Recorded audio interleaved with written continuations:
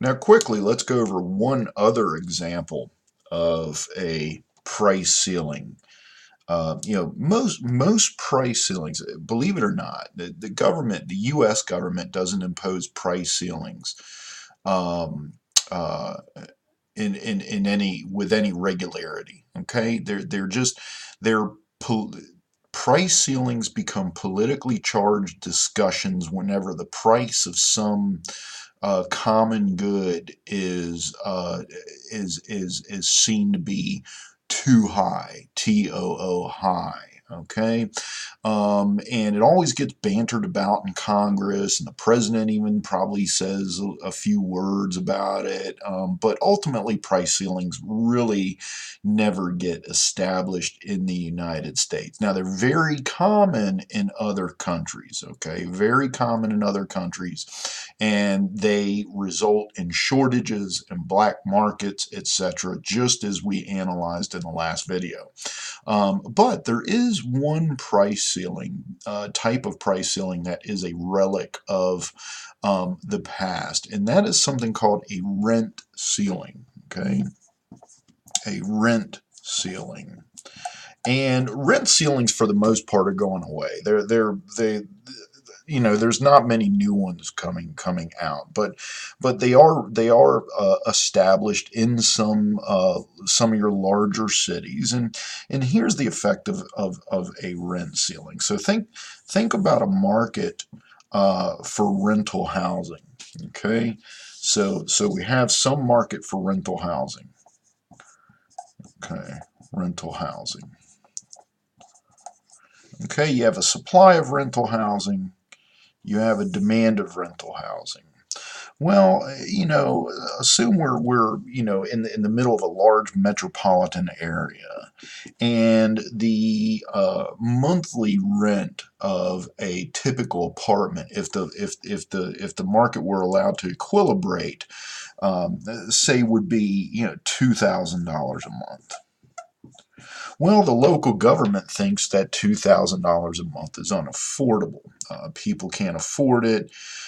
You'll have people living on the streets, and the argument becomes kind of an obvious one. But at $2,000 a month in rent, everybody who wants an apartment at that price has got an apartment at that price. There is no shortage. Quantity supplied equals quantity demanded at $2,000 a month in rent. Government comes in and imposes a rent ceiling to make rental housing more affordable.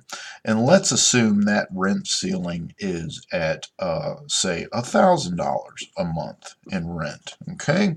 So what happens? Well, you end up with a quantity traded of rental housing that is less than the equilibrium quantity of rental housing.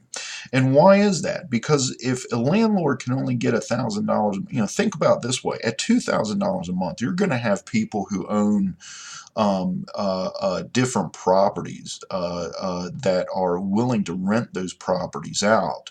Rather than just outright sell them. It pays for them to rent the properties out. But at only $1,000 a month, if a rent ceiling is imposed, well, some of those people are going to just go ahead and sell their condominiums or their townhouses or their houses or whatever.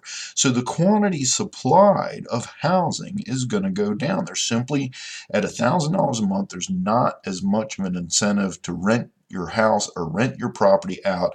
You'll probably just go ahead and sell it. So, but at that low of a rent, of course, quantity demanded is way out here. So again, you have a shortage, okay, just like we had in the last video in the gasoline market. You have a shortage of housing is what this rent ceiling has caused. Now, again, there's an opportunity cost to this rent ceiling, and that opportunity cost is going to be made primarily of just having to deal with a shortage of housing. And you're going to have to look for housing more. You may have to even pay people, buy people out of their lease, etc., etc.